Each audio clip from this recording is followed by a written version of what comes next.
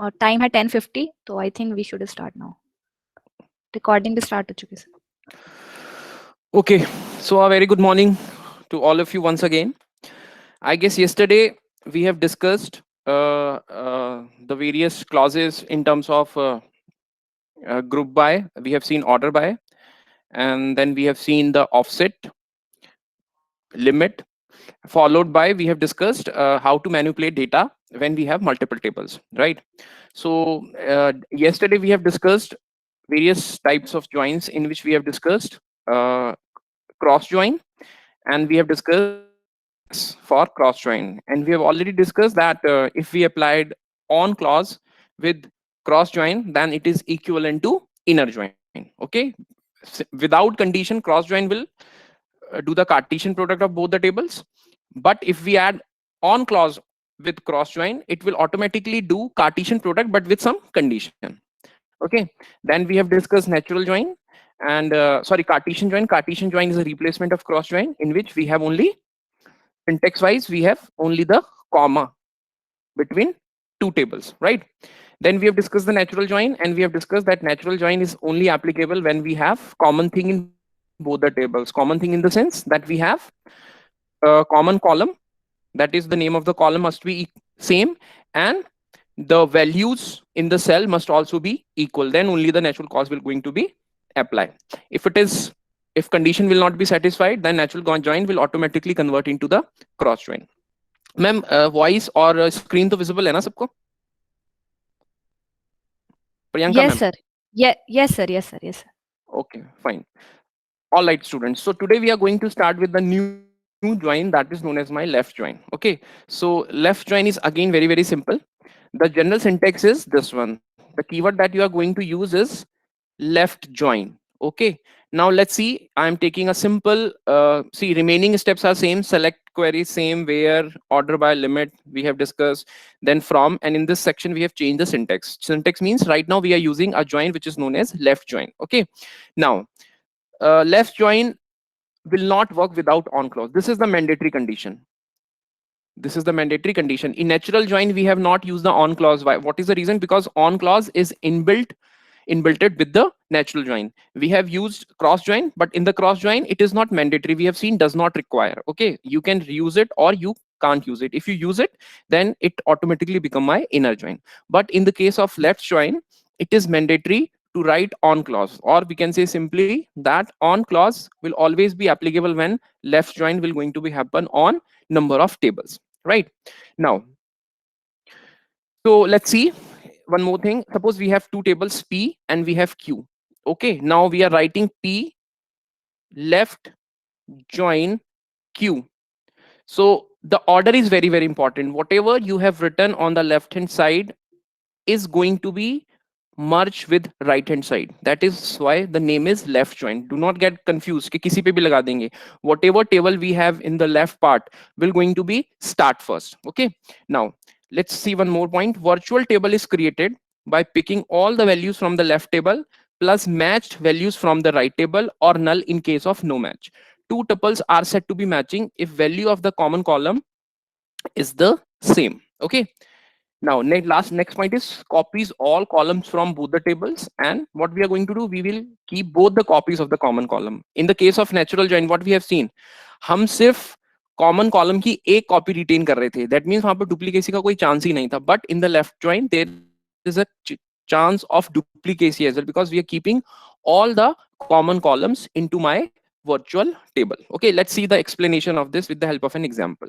Okay, so these are the two tables. कल भी हमने यही दो tables use करा था, P and Q, and what we are going to do, we are going to apply left join on both the tables P, Q, and the condition is P dot D is equal to Q dot D. Dot का significance सबको पता है. What is the meaning of dot? Ma'am किसी से पूछिए dot का क्या मतलब होता है? Anyone? स्टूडेंट्स, सर अनम्यूट करा के कि टाइप करके? किसी, हाँ, टाइप करा के पूछ लीजिए, अनम्यूट करा के पूछ ओके, लीजिए, जैसा आपको बुलबुल। ओके सर, हमारे पास फर्स्ट आया सौम्या का answer, access the columns of the table. Okay, okay, is this the correct answer? कोई व्हाट इज द बताएगा ये लॉजिक करेक्ट बिहाइंड आंसर है? बिना सर एक एक स्टूडेंट को मैं अनम्यूट करा के पूछती हूँ, Deepak Singh, are you there? Deepak, Yes, can ma'am. You hear me? Okay, Deepak बताएंगे आप सर का क्या क्वेश्चन था, उसका आंसर दीजिए। डॉट क्यों रिक्वायर्ड है? मैम वो कॉलम को एक्सेस करने के लिए किसी भी कॉलम को पर्टिकुलर तो टेबल हम बाय नेम भी एक्सेस करते हैं, कॉलम को तो जस्ट नेम से एक्सेस कर सकते हैं, कॉलम नेम से।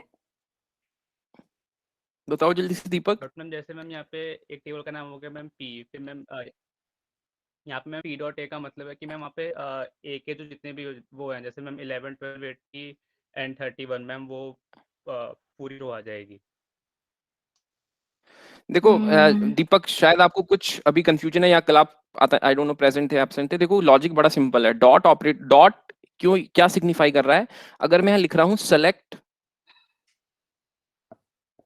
ए comma B comma C comma D, ठीक है, from let's suppose P comma Q, तो दैट मीन्स क्या कर रहा हूं मैं? क्रॉस प्रोडक्ट कर रहा हूं ना दोनों टेबल्स की। हाँ जी, मैं क्रॉस प्रोडक्ट कर रहा हूं, लेकिन यहां पर ये क्लैरिटी नहीं आ रही कि जो डी कॉलम है ये किस टेबल से आएगा, ये पी टेबल से आएगा कि क्यू टेबल से आएगा।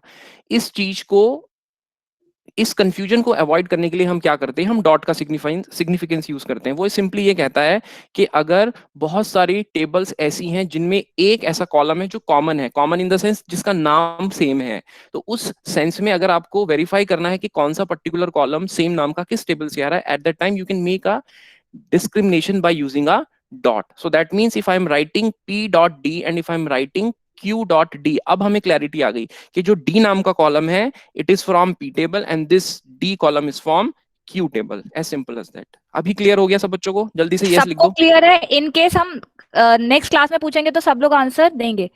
गीता उपाध्याय का आया था sir answer. Okay okay okay okay, clear है क्लियर है। ठीक है, सो let's see the internal working of left join. Okay, so what we are going to do, so similarly we have two tables p and q, and as I told you that left join is going to be simple join which follows Cartesian product, but there is a condition. And what is the condition? On clause. So on clause में हमने क्या लिखा हुआ है? On clause में हमने mention किया हुआ है कि the condition is that p dot d equal to q dot d। That means simple terms में अगर हम बात करते हैं, जब लेफ्ट ज्वाइन होता है तो जो लेफ्ट वाली टेबल होती है, सारे बच्चे ध्यान से सुन लो मेरी बात, जो भी लेफ्ट टेबल होगी वो उसके सारे के सारे tuples as it is copy कर लो सबसे पहले। ठीक है, तो यहां आ जाएगा 11 12 80 31 41 23 92 15। ये सब शॉर्टकट्स हैं, मल्टीप्लीकेशन ज्यादा करने की जरूरत नहीं है। 16 67 एंड 29 क्वेश्चन आएंगे तो बहुत बड़े बड़े क्वेश्चन होंगे, मल्टीप्लीकेशन करने की जरूरत नहीं है। तो लेफ्ट जॉइन में क्या करती है, जो लेफ्ट वाली टेबल होती है, अभी लेफ्ट में कौन सी टेबल है? P table. लेफ्ट टेबल के हमने सारे के सारे टपल्स लिख लिए, ठीक है। अब राइट टेबल में से हम सिर्फ वही टपल उठाएंगे जिनके बीच में कॉमन कुछ होगा, जिनके बीच में कॉमन कुछ होगा। अब देखो 31 31, हाँ जी, तो 31 लिख लिया, इसको मैं कर देता हूं डी, और सिंपली साइड में इसको लिख देता हूं क्यू डॉट डी, यहां लिख देता हूं पी डॉट डी। इन्हीं दो पे लगा रहा हूं क्योंकि बाकी सबके यूनिक नेम्स है, 31 16 एंड 14, ठीक है। उसके बाद अब ये 15 देखो, 15 के साथ कौन मैच कर रहा है? 15 12 एंड 19। अब मैंने क्या बोला था, एक लाइन और लिखी गई थी कि two tuples are said to be matching if the value of the common column is same. अगर मैच वैल्यूज नहीं है तो हम क्या करेंगे? In that case we will simply write null. Natural join के केस में हमने कोई नल एंट्री पुट नहीं करी थी, लेकिन in the case of left join it is mandatory to put null in case of no match. अब यहां आ जाते हैं, अब देखो 29 के कॉरस्पॉन्डिंग कोई मैचिंग हो रही है? बिल्कुल भी नहीं हो रही है, तो हम क्या करेंगे? 29 के कॉरस्पॉन्डिंग आ जाएगा नल नल और नल। अब चूंकि नेचुरल ज्वाइन नहीं हम यूज कर रहे हैं, हम कौन सा यूज कर रहे हैं? Left join. तो लेफ्ट ज्वाइन में मैंने क्या बताया है? लेफ्ट ज्वाइन में दोनों टेबल्स के जो भी कॉमन कॉलम्स होंगे सबकी सिंगल सिंगल कॉपी जाएगी, that means duplicacy is applicable. So let's see the final table. तो फाइनल टेबल मेरी क्या बनेगी? जो लेफ्ट टेबल है पी, उसके सारे टपल्स एज इट इज आ जाएंगे, 31 22 15 12 16 67 29। अब राइट वाली टेबल में से सिर्फ वही आएंगे जो कि लेफ्ट टेबल से मैच कर रहे हैं, जिनकी सेल वैल्यू लेफ्ट टेबल की टेबल से मैच कर रही है। सो 31 31 मैच हो रहा है तो 31 16 14 क्यू से आ जाएगा, 15 15 मैच कर रहा है तो 15 12 19 आ जाएगा, 29 के साथ कोई भी मैचिंग नहीं हो रही। In that case simply we will put null null and null. Virtual table समझ में आ गई तो बताओ जल्दी से यस और नो। लेफ्ट ज्वाइन का कंसेप्ट समझ में आया? स्टूडेंट बताओ जल्दी से फटाफट मुझे टाइप सारे कीजिए, बच्चे। बहुत कम रेस्पॉन्सेज हैं। Yes yes yes yes yes. बाकी स्टूडेंट्स, और ये प्लीज जल्दी से जो बताओ इतना भाई। लेट ज्वाइन कर रहे हैं वो उनसे रिक्वेस्ट है कि टाइमली ज्वाइन कर दीजिए, अदरवाइज आपको पूरी क्लास समझ में नहीं आएगी अगर स्टार्टिंग का पार्ट मिस हो गया तो टाइमली ज्वाइन करा करिए। Yes sir, clear sir. ठीक है, अब इसकी फाइनल टेबल देख लेते हैं। फाइनल टेबल क्या बनेगी? ये बनेगी क्योंकि वेयर क्लॉथ है हमारे पास, इसमें क्या है, P dot C must be greater than 79 and Q dot F must be greater than 20। तो इस पे लगा लेते हैं। क्या पी डॉट सी 79 से बड़ा है? हाँ जी बड़ा है। क्या क्यू डॉट एफ 20 से छोटा है? हाँ जी छोटा है। क्यू डॉट एफ, हाँ जी ठीक है। तो ये वाला टपल मेरा सेलेक्ट हो जाएगा, 11 12 80 31 31 16 14। दूसरा क्या बचा, इस पे भी चेक कर लेते हैं। पी डॉट सी ये भी ग्रेटर है और ये भी 20 से छोटा है, that means this tuple is also going to be selected. ये तो नल है तो इसका कंडीशन लगेगी नहीं, so that means the final result set will be this one. So this is how your left join will work. Again I am summarising it. In the case of left join, all the tuples of left join into the virtual table side by side, जो right side में table होगी उसकी वही tuples आएंगे जो कि left table की cell value से मैच करेंगे। As simple as that. This is my left join.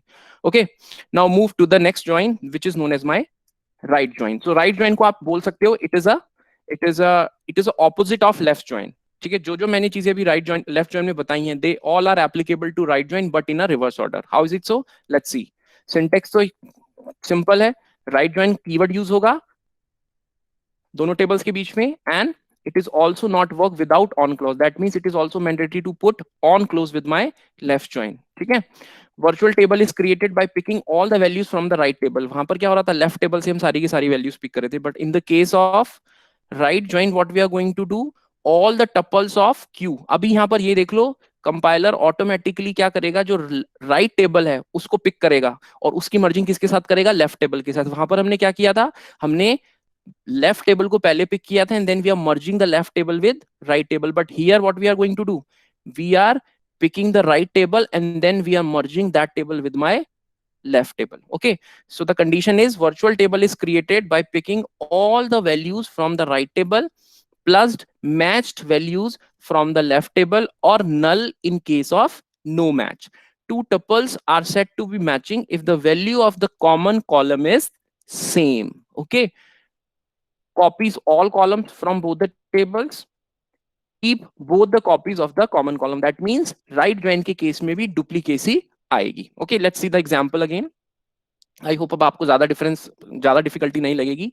तो this is my P table, this is my Q table. मैंने क्या किया, राइट ज्वाइन कर रहा हूं तो जो राइट वाली टेबल है उसके सारे के सारे tuples as it is copy कर लो। 31 16 14 15 12 19। ठीक है, राइट के सारे टपल्स कॉपी कर लिए। लेफ्ट से सिर्फ वही टपल्स जाएंगे जो कि सेल के साथ मैच कर रहे होंगे। बहुत लोगों ने आंसर भी निकाल लिया होगा, वेरी गुड।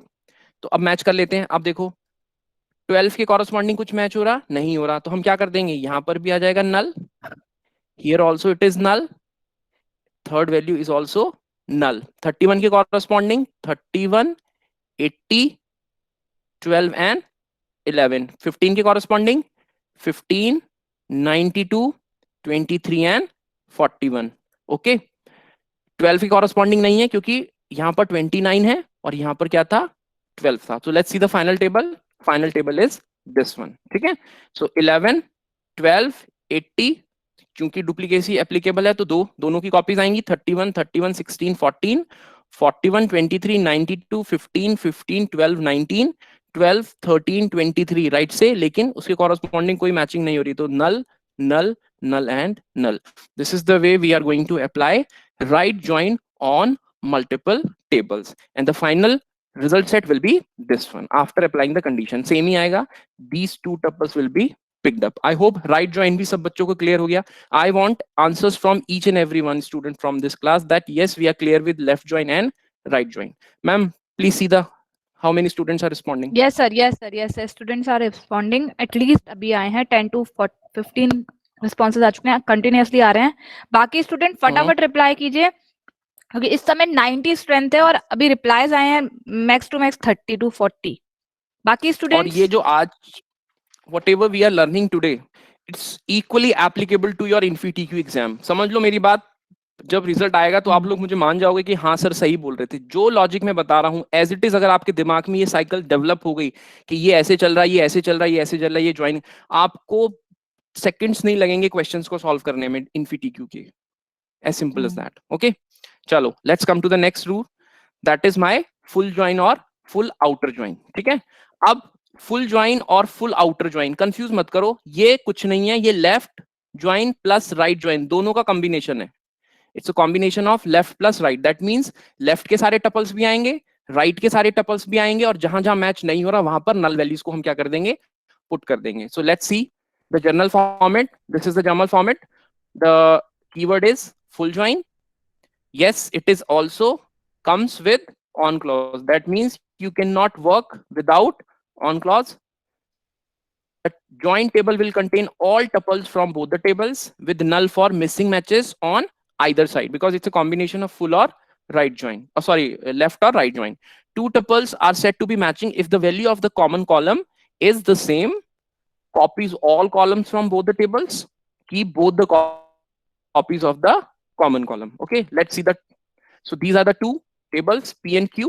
अभी मैंने क्या बोला, दोनों टेबल्स के सारे टपल्स आएंगे। चलो लिख लेते हैं, 11, 12, 80, 31, 41, 23, 92, 15, 12, 16, 67, 29. Here I am going to write 12, 13, 23, 31, 16, 14, 15, 12, अब 19. ओके, अब मैच कहां नहीं कर रहा है, इस एंट्री पे we are not matching anything. तो क्या होगा, let's see the final table. देख लो, यही तो बताया मैंने, 11, 12, 80, 31, 41, 23, 92, 15, 12, 16, 67, 29, इसके कॉरेस्पॉन्डिंग क्या आ जाएगा, नल आ जाएगा। सी, इसके कॉरेस्पॉन्डिंग क्या आ जाएगा, all null will be happen. Okay, and from this side 31, 16, 14, 15, 12, 19, 12, 13, 23, लेकिन यहां पर क्या आ जाएगा, 29 के corresponding all nulls will be applicable. So this is my full join, or we can call it as full outer join. I hope ये भी सबको समझ में आ गया। अगर आ गया तो please reply yes in the chat box so that we can proceed further. Ma'am ये समझ में आ गया, सबको क्लियर है, लेफ्ट ज्वाइन, राइट ज्वाइन और फुल ज्वाइन? अगर सबको क्लियर है तो फटाफट टाइप कीजिए yes yes yes yes clear. बाकी स्टूडेंट्स कहाँ हैं? अप्रोक्सीमेटली 97 स्टूडेंट्स हैं क्लास में, लेकिन रिस्पॉन्सेज इतने नहीं हैं। रिपीट, कामाख्या क्या रिपीट करना है, full join? Okay sir, 2-3 student की रिक्वेस्ट आई है कि sir please repeat. I think full join he repeat करना है। ओके, देख लो एक बार, मैंने क्या पूरा simple join Kamakhya? Simple join तो बहुत बड़ा है Kamakhya. This is a first class, know the product thing. Sir Kamakhya का है कि प्रोडक्ट थिंग बता दीजिएगा। कार्टिशन, आई थिंक वो कार्टिशन जानना चाह रहे हैं कि कैसे कार्टिशन होता है। क्यों Kamakhya? Ma'am can you unmute yourself? Yes Kamakhya, please unmute yourself and then guide us कि आपको क्या समझ में नहीं आया।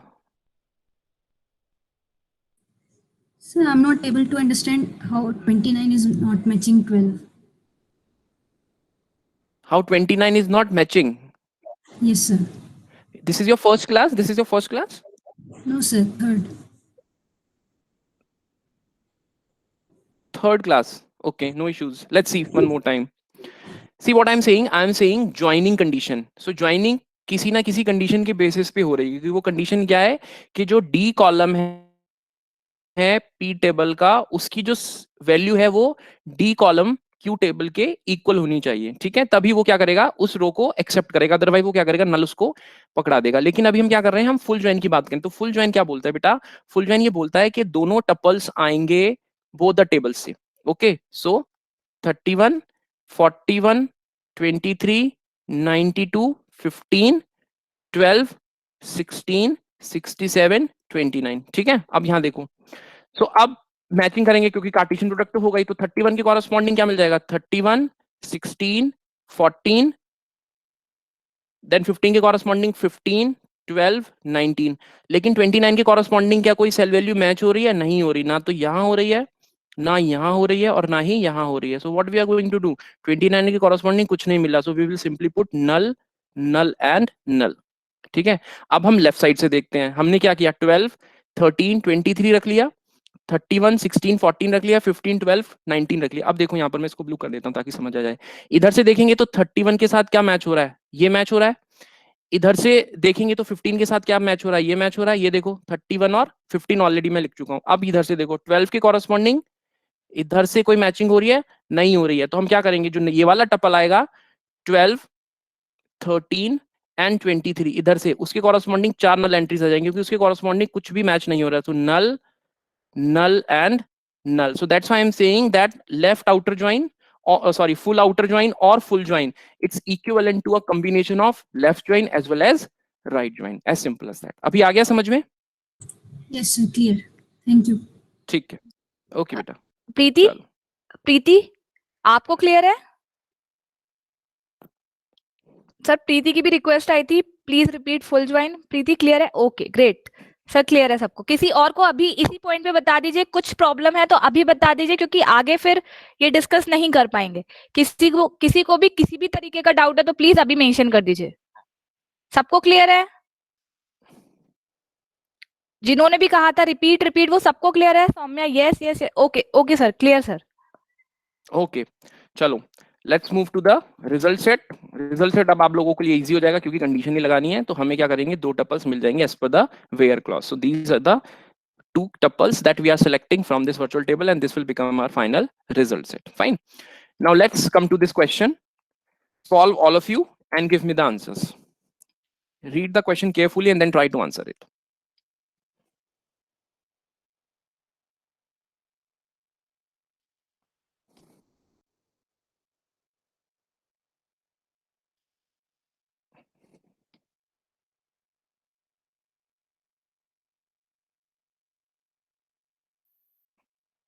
बहुत इजी क्वेश्चन है, आराम से पढ़िएगा फिर आंसर कीजिएगा।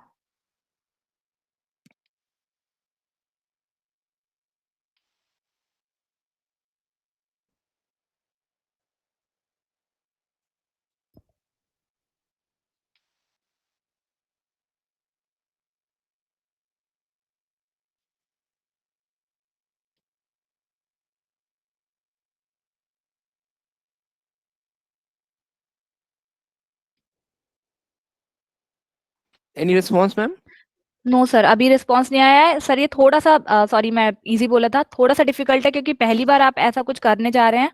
तो सर थोड़ा सा शायद टाइम आप, और देते हैं एटलीस्ट। हाँ हाँ, तो क्योंकि आप शायद लगा थोड़ा सा आपको कि टाइम और। ITCS के हाँ, बच्चे होंगे, ECN के बच्चे जानवी हैं। का, हाँ यस सर, जानवी का फर्स्ट आंसर आया है। What happened? क्या आंसर आया है?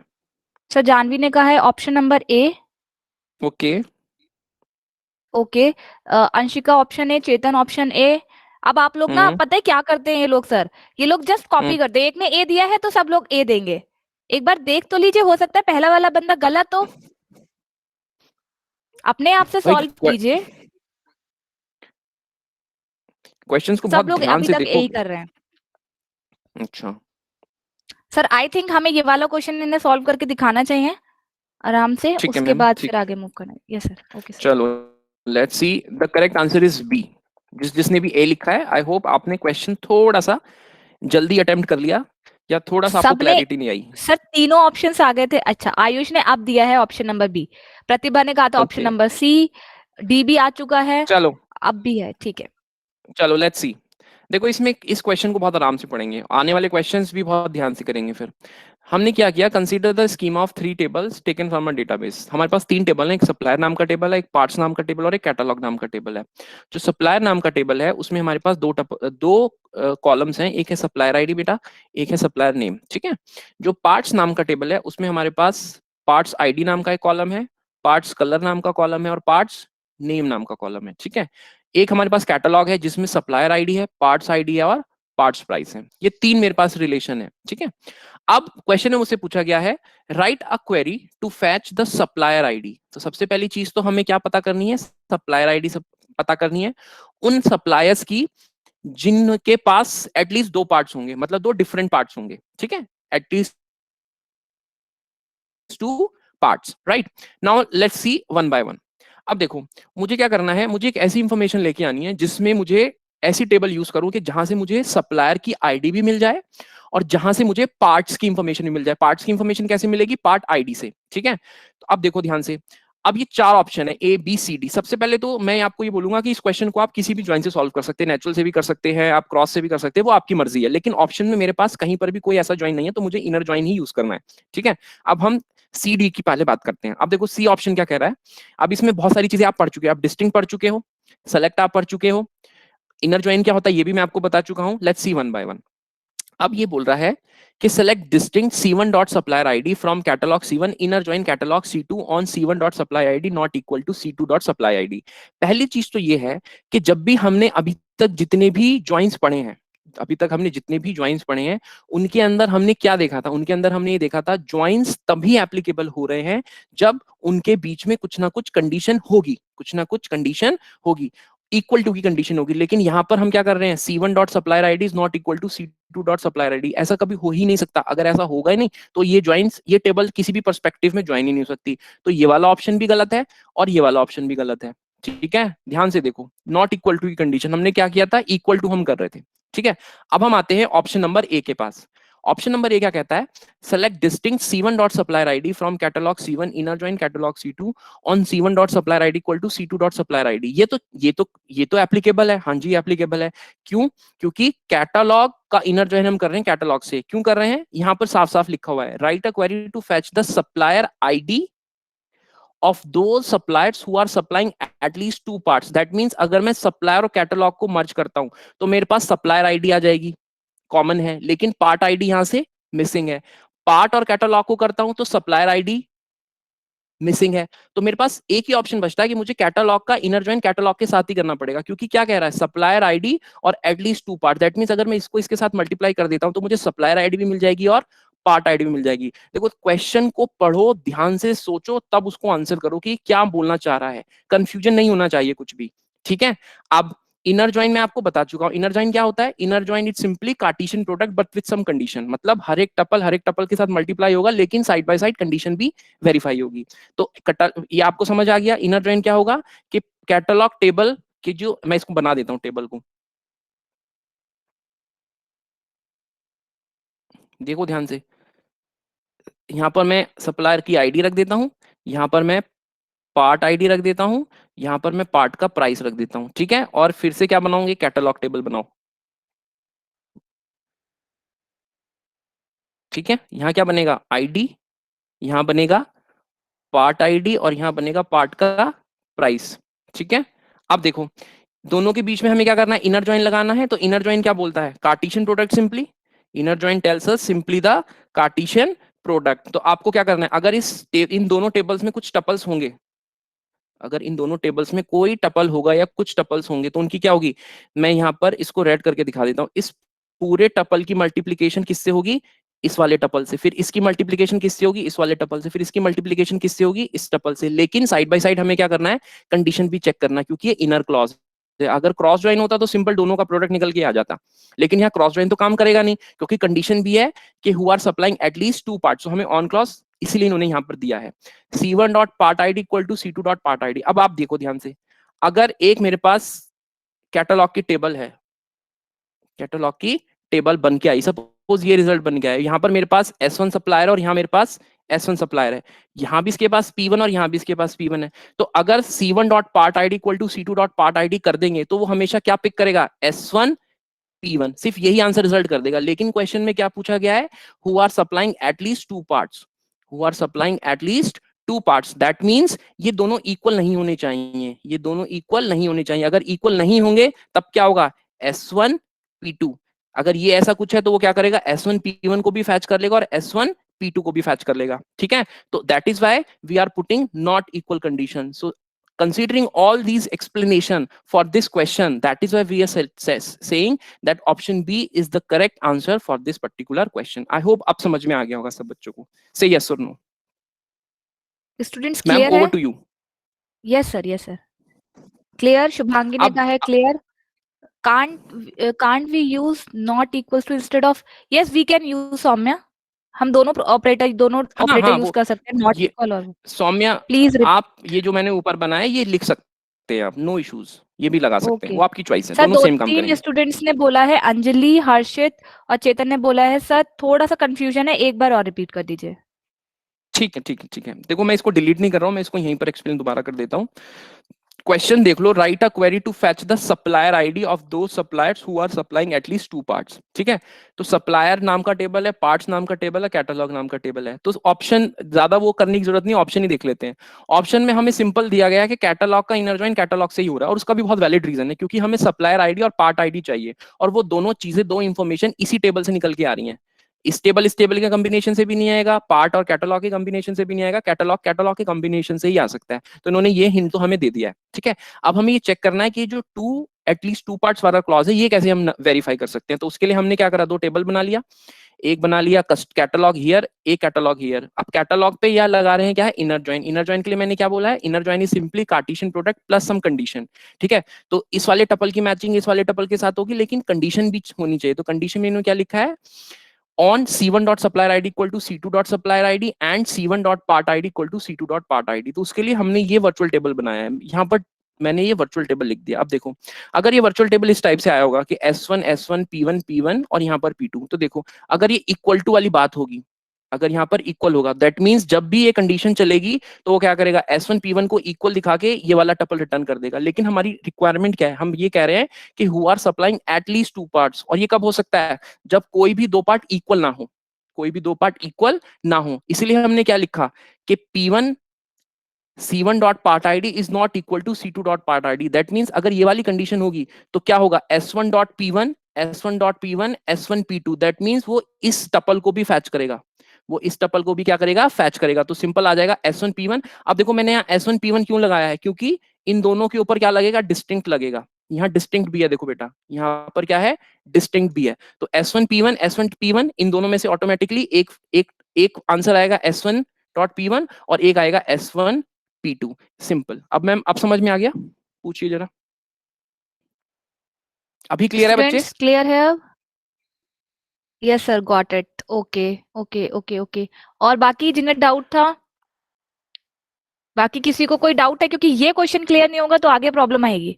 इसमें कोई कंफ्यूजन है, कैसे कार्टेशियन हो रहा है, कैसे कंडीशंस लग रही हैं, कुछ भी किसी भी तरीके का कंफ्यूजन है तो बता दीजिए।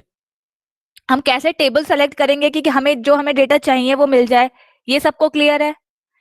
ये क्लियर होना चाहिए कि सपोज सिर्फ क्वेरी दे रखी हो और ऑप्शंस ना दे रखे हो तो आप क्या ये क्वेरी राइट कर सकते हैं? हाँ सही बात है। थोड़ा बहुत टाइम लगेगा, डेफिनेटली लगेगा, लेकिन आप लोग राइट कर सकते हैं। अभी तो आप 10-15 क्वेश्चन सॉल्व करोगे, डेफिनेटली कर जाओगे। लेकिन यहाँ पे कोई कंफ्यूजन तो नहीं है चारों ऑप्शंस में से? क्लियर है ना स्टूडेंट सबको? एक बार और फटाफट लिख दीजिए। ओके सर, आगे मूव करते हैं। ठीक है मैम, चलिए अब हम पढ़ते हैं कंपाउंड ज्वाइन। अब जब मैंने बताया था आप लोगों को सिंपल ज्वाइन और कंपाउंड ज्वाइन के बारे में, तो हमारी ये बात हुई थी कि सिंपल ज्वाइन में हम वो सब ज्वाइंस यूज कर रहे हैं जहां पर हम एक सिंपल सिंगल ज्वाइन यूज कर रहे हैं। लेकिन अगर मेरे पास बहुत सारे ज्वाइंस हैं और जो कॉम्बिनेशन में या क्लबिंग के दौरान यूज हो रहे हैं, तो उनको सबको मैं बोल रहा हूँ कंपाउंड ज्वाइन। तो कंपाउंड ज्वाइन के अंदर ऐसी कोई कैटेगरी नहीं है। सिंपल एक एग्जाम्पल लिख लेता हूँ। सपोज मेरे पास S1 टेबल है जिसके साथ में कर रहा हूँ इनर ज्वाइन S2 का, ठीक है, और मैं फिर एक लगा रहा हूँ राइट ज्वाइन, ठीक है, राइट ज्वाइन लिख दिया मैंने, और वो उसके साथ मैं कर रहा हूँ S3, और S3 के बाद मैंने यहाँ लिख दिया लेफ्ट ज्वाइन, और उसके साथ में लगा रहा हूँ S4। तो देखो यहाँ पर इनर ज्वाइन भी यूज हो रहा है, राइट ज्वाइन भी यूज हो रहा है, लेफ्ट ज्वाइन। तो इस टाइप की अगर कोई आपको एसक्यूएल क्वेरी मिलती है जहां पर क्लबिंग हो रही है ज्वाइंस की, तो वो सिंपल कंपाउंड ज्वाइन की कैटेगरी में फॉल कर रहा है। हमने इस तरीके से इसके बताने की कोशिश की है ताकि आप लोगों को कंफ्यूजन ना हो। ठीक है, अब ये करता कैसे है काम, ये देख लो, ये बहुत इंपॉर्टेंट है। The term is multiple join statements can be clubbed to create compound join statements. Following point should be noted about such compound join statements. ये देख लो, सिंटेक्स क्या है, where tab 1 join type tab 2 join type tab 3, कुछ भी हो सकता है वो, बाकी सब तो सेम है, ऑन भी सेम है, ऑर्डर बाय सेम है, और लिमिट भी सेम है। ये पॉइंट बहुत इंपॉर्टेंट है जब आप कंपाउंड ज्वाइन सॉल्व करोगे, जब आप स्टेटमेंट्स को सॉल्व करोगे अपने पेपर पे क्वेरीज से रिलेटेड, तो आपको ये पॉइंट इंपॉर्टेंट याद होना चाहिए कि वर्चुअल टेबल जो बनेगी कंपाउंड ज्वाइन के केस में is always created by processing the joins. That means आपको कैसे चलना है, यहां मैंने कुछ लिखा था, आपको कैसे चलना है, you have to always move into left to right, you have to move left to right. That means सबसे पहले क्या सॉल्व होगा, सबसे पहले सॉल्व होगा S1 इनर ज्वाइन S2, ठीक है। इसकी जो वर्चुअल टेबल बनेगी उसके साथ हम किसको मिलाएंगे, राइट ज्वाइन S3 को। अब इन दोनों की जो वर्चुअल टेबल बनेगी उसके साथ हम मिलाएंगे किसको, S4 को, और इसके बाद जो वर्चुअल टेबल आएगी that will be the final virtual table. ये समझ में आ रहा है सबको? से यस सुनो मैम, यहां तक पूछ लीजिए, ये इंपॉर्टेंट चीज हाँ समझ जी में आ गई क्या? स्टूडेंट्स, यहाँ तक क्लियर है? कैसे एग्जीक्यूशन होगा, फ्लो ऑफ एग्जीक्यूशन यहाँ तक क्लियर है सबको? ओके यस सर क्लियर है। ओके ठीक है, तो आई गेस हम लोग अब इसको कंप्लीट कर लेते हैं। तो virtual table is created by processing the join clause from left to right. Multiple conditions can be specified with on or where clauses. The rows which do not satisfy the given conditions are dropped from the virtual table. ये तो बहुत common सा phenomena हम ऊपर से देखते आ रहे हैं, ठीक है। सिर्फ इंपॉर्टेंट चीज आपको क्या याद रखनी है, that the execution in the case of virtual table when you are going to make the actual virtual table that is from left to right. अब आपको कोई भी क्वेश्चन मिले जहां पर कंपाउंड ज्वाइन के बेसिस पे बहुत सारे ज्वाइंस की क्लबिंग की हुई है, तो दिमाग को इधर उधर कंफ्यूजन से हटाने के बाद आप सिर्फ क्या करो, लेफ्ट टू राइट एप्लीकेबल कर दो। और अगर आप लेफ्ट टू राइट चलते जाएंगे और आपको पता है कि ज्वाइन की क्या एप्लीकेबल है और ज्वाइन कैसे कैसे मैथमेटिकली परफॉर्म कर रहा है, then questions are very very easy, ठीक है। Now on and where are interchangeable not just in this context but elsewhere too। हमने बात की थी कि जब हम joins use करते हैं at that time we are using on, and when we are using normal simple without joins at that time we are using where, ठीक है। अब ये क्वेश्चन है, take your time and I want answer from this side. Explanation में तभी दूंगा जब आपकी तरफ से कोई आंसर आएगा। बहुत ध्यान से पढ़ो इस आराम से क्वेश्चन को, देखिए। बहुत ध्यान से।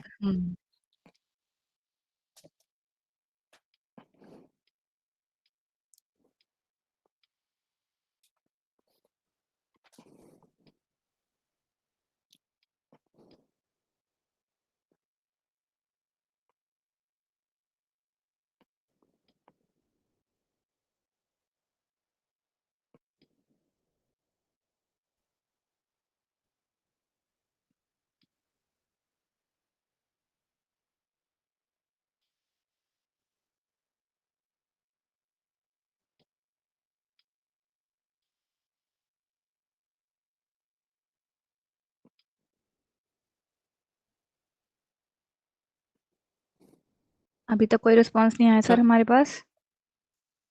मैम बच्चों ये क्वेश्चन हवा में नहीं सॉल्व होगा, आपको ये पेपर पेन पे बना के तभी सॉल्व करना पड़ेगा।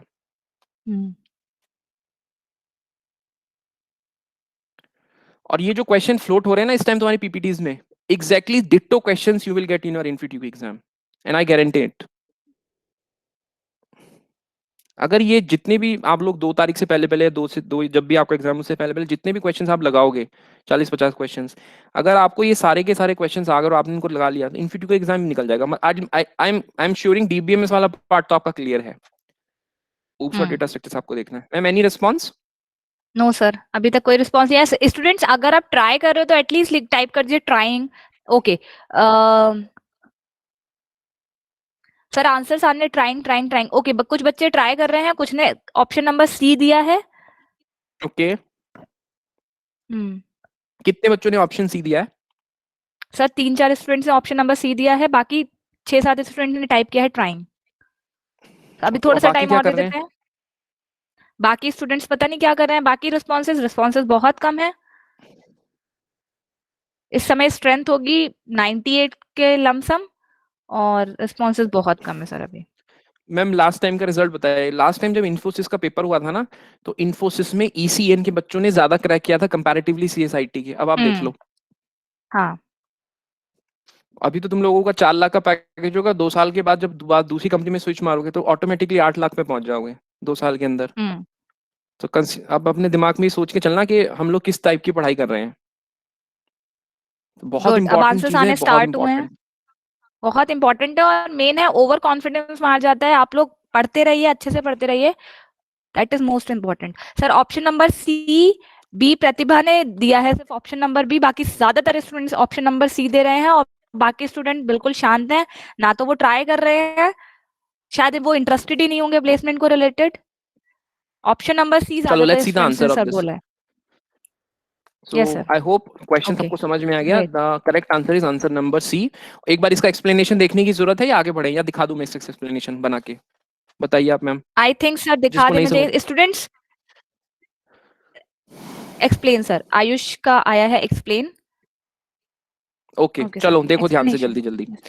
आप देखो, सबसे पहले बाकी सब स्टेप्स को भूल जाओ, सबसे पहले हम चेक करते हैं कि हमें कहां से उठाना है डेटा। हमें उठाना है फ्रॉम से, ठीक है। मैं यहाँ डाल देता हूँ नंबर 1 स्टेप, मैं यहाँ से उठा रहा हूँ डेटा, ठीक है। अब ये बोल रहा है कि फ्रॉम कैटलॉग C1, C1 क्या है यहाँ, कैटलॉग टेबल का नाम है, ठीक है। अभी आई थिंक ये हमने पहले बता दिया, इसकी नेक्स्ट बात मैं वही डिस्कस करने वाला हूँ, ठीक है।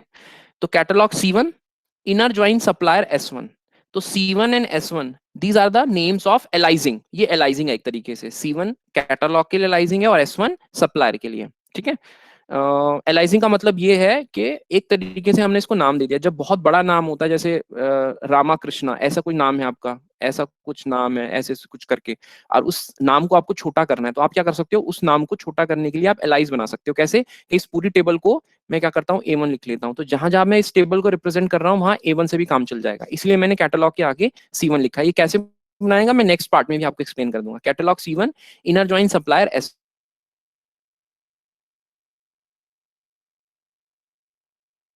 पहले क्या होगा, इसके लिए कुछ ऑन क्लॉज भी होगा, तो ऑन क्लॉज चेक कर लेते हैं क्या होगा।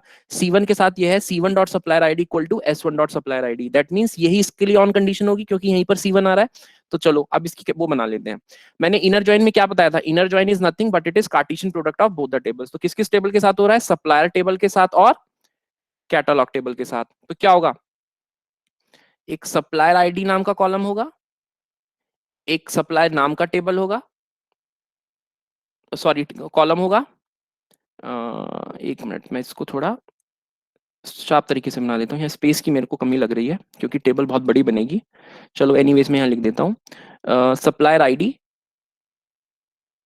और जितने भी बच्चे अभी क्लास में अवेलेबल हैं, प्लीज इस क्वेश्चन को ध्यान से सुनिएगा, क्योंकि इस क्वेश्चन को अगर आपने सॉल्व कर लिया और एक्सप्लेनेशन आपको समझ में आ गया तो आने वाले क्वेश्चंस आपको बहुत हेल्प मिलेगी। सप्लायर आईडी और मैं यहाँ लिख लेता हूँ पार्ट्स आईडी, ठीक है। अब देखो, सप्लायर आईडी इक्वल होनी चाहिए S1 डॉट सप्लायर आईडी के। तो अब यहाँ देखो, ये क्या है, S1 table and this is my C1 table. क्या कंडीशन है बेटा, देखो C1 dot supplier ID equal to S1 dot supplier ID, ठीक है। कार्टेशियन प्रोडक्ट तो होगा, और मैं पूरा कार्टेशियन प्रोडक्ट नहीं दिखाऊंगा, मैं सिर्फ वही दिखाऊंगा जो जो कंडीशन मैच करके दिखा रहा है। कार्टेशियन प्रोडक्ट आपको पता है। तो C1 dot supplier ID equal to S1 dot supplier ID. C1 dot supplier ID में पहले 101, क्या 101 यहाँ अवेलेबल है, हाँ जी अवेलेबल है, तो हम इसको यहाँ कर लेते हैं कॉपी, ठीक है। उसके कॉरेस्पॉन्डिंग सप्लायर का नाम क्या है, सुनील, ठीक है। और पार्ट की आईडी क्या है, पार्ट की आईडी यहां से मिल जाएगी 200, ठीक है। ऐसे हमारे पास फिर हम क्या करेंगे, फिर अगेन वी हैव 101, तो हमने यहाँ पर 101 लिख लिया। हमारे पास आ जाएगा सुनील, ठीक है। हमारे पास आ जाएगा 201, right. Then we have 102, yes 102। अब हमने लिखा यहाँ पर रवि, ठीक है। यहाँ पर हमने लिखा क्या, 203। यहां तक सबको समझ में आ रहा है। अब हमारे पास फिर से 102 है, हमने 102 लिखा, यहां पर हमने लिखा रवि, कार्टेशियन प्रोडक्ट प्लस मैं कंडीशन चेक कर रहा हूं 201। अब हमारे पास क्या है यहाँ पर 103, यहां तक हम कंप्लीट कर चुके हैं 103। उसके कॉरेस्पॉन्डिंग क्या नाम है, उसके कॉरेस्पॉन्डिंग नाम है श्याम, ठीक है। नाउ नेक्स्ट पार्ट इज 201, ठीक है। हमारे पास यहाँ 104, यहां पर मेरे पास क्या है आर्या, ठीक है, और 202। तो ये मेरे पास एक वर्चुअल टेबल बनेगा, किस पार्ट के लिए, इस पार्ट के लिए, catalogue C1 inner join supplier S1। Ma'am यहां तक समझ में आ गया बच्चों को, पूछे जल्दी से।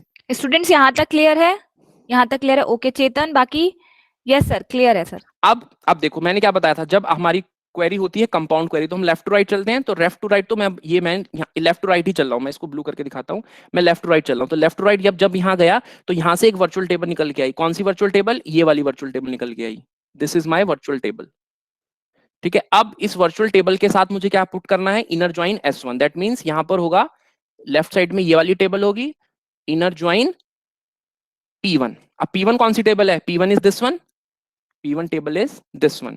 अब इन दोनों के बीच में इनर ज्वाइन है तो इसकी कंडीशन क्या है, P1 dot part ID equal to C1 dot part ID, P1 dot part ID is equal to C1 dot part ID. That means अब मैं इसको इरेज कर देता हूं यहां से और मैं इसमें कुछ टपल्स बढ़ा देता हूं, कुछ कॉलम्स बढ़ा देता हूं और उसके बाद कॉरेस्पॉन्डिंगली मैं रोज बढ़ा दूंगा, ठीक है। अब देखो ध्यान से, यहाँ सारे लोग इसको रेड कर देता हूं। अब यहाँ क्यों कौन कौन से आने चाहिए, यहाँ आना चाहिए पार्ट आईडी ऑलरेडी है, पार्ट कलर, ठीक है, पार्ट का नाम और पार्ट का प्राइस, ठीक है। अब देखो P1 किसके साथ मुझे इनर ज्वाइन करना है? C1 के साथ। तो part ID equal to C1 dot part ID. कौन कौन सी इक्वल है जल्दी से बताओ मुझे। 200 इक्वल है, हाँ जी, ये 200, सॉरी ये वाला 200, इसको पिंग कर दूं ताकि और क्लैरिटी आ जाए। ये 200 इसके साथ मैच हो जाएगा। ठीक है, समझ आ रहा है यहां तक? कौन सा 200 किसके साथ मैच हो रहा है? हाँ जी, तो कलर कौन सा आ जाएगा? रेड। यहां आ जाएगा मेरे पास P1 और यहां मेरे पास आ जाएगी प्राइस 10। देन 201 यहां पर आ जाएगा green. Then we have P2 followed by 20, right. Then मेरे पास क्या आएगा? अगेन ग्रीन 203 के कॉरस्पॉन्डिंग। वेरीफाई करते रहना आप लोग टेबल से। यहां पर आ जाएगा P4, यहां पर आएगा 25। Okay, then we have again green, then we have P2 followed by 20. Okay, then we have 201 again. 201 again means green. Then we have P2 followed by 20. Side by side we have red here. 202 के corresponding क्या color है? Red. तो we will put red, P2 and 20. ये हो गई इसके साथ। अब इन्होंने एक चीज और पूछी है कि P1 dot part ID parts colour is equal to red. कौन कौन से टपल्स फैच करने जहां जहां पर पार्ट कलर कौन सा होगा? रेड होगा। तो कहां कहां है रेड? एक तो है रेड ये वाला, इसको मैं कर देता हूं ब्लू। एक तो है ये वाला रेड और एक है ये वाला रेड। लेकिन अब ये बन चुका सारा का सारा। अब हम आएंगे सेलेक्ट पार्ट पे। सेलेक्ट क्या करना है? सप्लायर का नाम और पार्ट का नाम। सप्लायर का नाम क्या है यहाँ पर? सप्लायर का नाम है सुनील। सप्लायर का नाम है सुनील और पार्ट का नाम क्या है? P1। यस, एक टपल तो आ गया सुनील P1। अब दूसरे पे आते हैं। पार्ट का नाम क्या है? पार्ट का कलर रेड। सप्लायर का नाम है आर्या, हाँ जी, और पार्ट का नाम क्या है? P2। So next is Arya and P2। That is why the correct answer is C। अभी सबको समझ में आ गया मेरे बच्चों? जल्दी से बताओ मैम। यस सर, क्लियर है। अंशिका का एक डाउट था कि इनर ज्वाइन में डुप्लीकेसी अलाउ है, तो वो मुझे क्लियर नहीं हुआ वो किस टाइप की डुप्लीकेसी के बारे में बात करी है। अंशिका, अगर आप यहाँ पर हैं तो प्लीज अनम्यूट करिए और एक बार क्लियर कर लीजिए अपना डाउट। हेलो। हाँ जी, हाँ पूछो मैम, बेटा। सर ये डाउट था कि इनर जॉइन के केस में अगर दो कॉलम आपका सेम हो रहा है, like part ID in P1 and part ID in C1, तो सर वो दोनों अलग से कॉलम लिखाएगा या फिर सेम मैच होके एक ही कॉलम में आ जाता है? बेटा इनर ज्वाइन की कोई कंडीशन ही नहीं है। Inner join simply cartesian product है। ओके, तो कोई सर कॉमन, हाँ तो जैसे क्रॉस जॉइन के केस में ये रहता था ना कि अगर आपका सिमिलर जॉइन, अगर सिमिलर कॉलम है तो आप अलग अलग लिख रहे हो उन दोनों हाँ, को। तो यहाँ पर भी मैंने यहाँ दिखाया नहीं, लेकिन आएगा अलग अलग क्योंकि मेरे पास हाँ, स्पेस का बाउंडेशन था। आप कंफ्यूज मत हो। क्रॉस ज्वाइन और inner join they are nothing but they are cross product. Inner join is equivalent to cross join, that's it. ठीक है, अलग कॉलम आएगा ना तो? हाँ डेफिनेटली आएगा, डेफिनेटली सिर्फ आएगा। एक चीज याद रखिए, नेचुरल ज्वाइन में सिर्फ एक ही कॉपी आएगी, बाकी सारे ज्वाइंस में डुप्लीकेट अगर सेम नाम का है तो 2 कॉपीज क्रिएट होंगी। सर ने बताया भी था। ठीक है बेटा, हाँ okay, thank you sir. Explanation समझ में आ गया? इस क्वेश्चन का आंसर कैसे आएगा? सबको क्लियर है? अब देखो, ये मैंने Yes, आपको एक तरीका बता दिया कैसे क्वेश्चन निकालना है, कैसे आंसर निकालना है। इसी बेसिस पे आपको सॉल्व करने हैं कि कोई भी क्वेश्चन आ जाए, जैसे मैंने आपको भी यहाँ पर बताया है, उसी बेसिस पे आप क्वेश्चंस को सॉल्व करने की कोशिश किया करा करो। ठीक है, चलो let's move to the next topic. अब हम पढ़ते हैं एलाइजिंग। मैं बता चुका हूँ आपको एलाइजिंग, लेकिन फिर भी एक बार बता देता हूँ। ठीक है, एलाइजिंग बहुत सिंपल है, कुछ नहीं है। सिंपल सा एक तरीका है कि जब भी आपके पास कोई ऐसा कॉलम है जिसका नाम बहुत बड़ा है, बहुत बड़ा नाम है, तो आप पूरा बड़ा बड़ा नाम रिपीट नहीं करना चाहते, तो इसलिए आप क्या कर सकते हो, उसका एक एलाइज बना सकते हो, एक फॉल्स नेम बना सकते हो। तो यहाँ पर क्या लिखा हुआ है देख लो, aliases are temporary and exist only for the duration of the query. That means आपको कोई बहुत ज्यादा चीजें टाइप ना करनी पड़े। इस वजह से we can create a false name for that particular column. Column का नाम भी हम क्रिएट कर सकते हैं। Similarly we can also create the name of the table. दोनों पे एलाइजिंग कर सकते हैं। कैसे? या तो आप एज यूज कर लो या सिंपली आप व्हाइट स्पेस यूज कर लो। दोनों तरीके से आप बना सकते हो। जैसे पिछला वाला क्वेश्चन हमने यूज किया था, उसमें हमने क्या किया था, हमने लिखा था कैटलॉग, ऐसे तो लिखा था कैटलॉग, और हमने लिख दिया था C1। दैट मीन्स मैं कौन सा वाला सिंटेक्स यूज कर रहा था, ये वाला। अगर मैं लिखता कैटलॉग एज C1, तब भी वो C1 नाम का एक एलआईसी क्रिएट हुआ था। That means either you can go with this syntax और you can go with this syntax. This is the main purpose of aliasing. समझ में आ गया? तो आगे बढ़ें।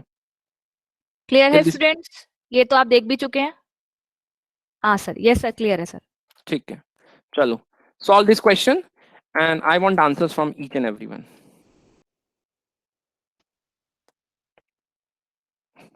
इजी क्वेश्चन है। बहुत इजी है ये तो। अगर पिछला वाला क्वेश्चन आप लोगों को समझ में आ गया, then this question is a very cake walk for all of you.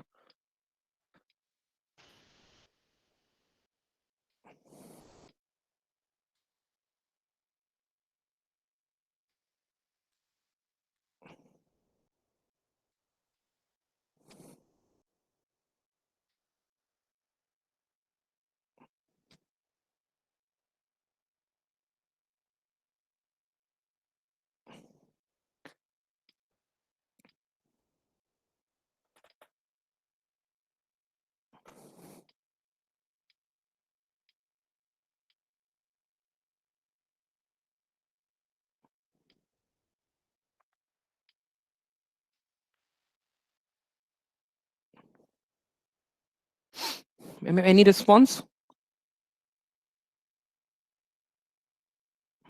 Sorry sir, mute हो गया था। आंसर्स आने स्टार्ट हो गए हैं। ऑप्शन नंबर सी, सब लोग बोल रहे हैं ऑप्शन नंबर सी सी सी सी सी। हम्म और मैं चाहूंगी एक बार ढंग से और देख लीजिए। हम्म, ऑप्शन नंबर सी सब लोग बोल रहे हैं। सब अच्छा लोगों ने ऑप्शन नंबर सी बोला है, क्योंकि प्रॉब्लम ये होती है कि एक ने टाइप करा तो सब लोग आंख मूंद के वही टाइप करते हैं। चलो प्रॉब्लम नंबर ऑप्शन सी। अच्छा, जिसने ऑप्शन सी दिया है, एक बार माइक, किसी का माइक ओपन करा के पूछो कि क्यों ऑप्शन सी आपको लगा 1 and 3। अब क्या समझ में आया कि ठीक ऐसा है। आपने ऑप्शन सी किया? हो सकता है सही भी हो उनका answer. Vipul, Vipul Garg, Vipul, Vipul are you there? Vipul,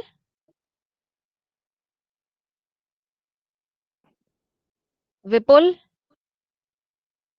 Vipul ने कॉपी करा है लग रहा है। Anjali Pal, Anjali, yes ma'am. अंजलि आप बताएंगे कि आपने ऑप्शन नंबर सी कैसे बोला है? क्या समझ में आया आपको? यस बताओ मैम। अंजलि। मैम, जो पहला ऑप्शन है, हम्म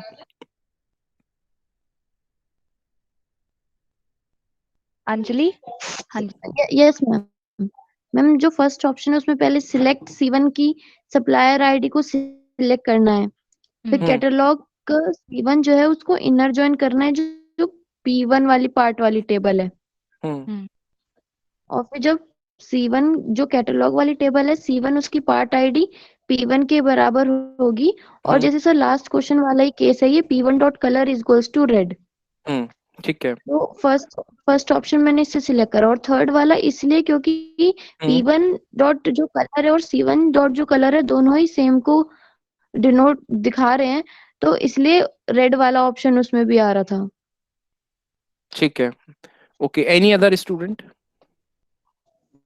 विपुल, मैंने आपको बोला था विपुल, अगर आप हैं तो प्लीज एक्सप्लेन करेंगे।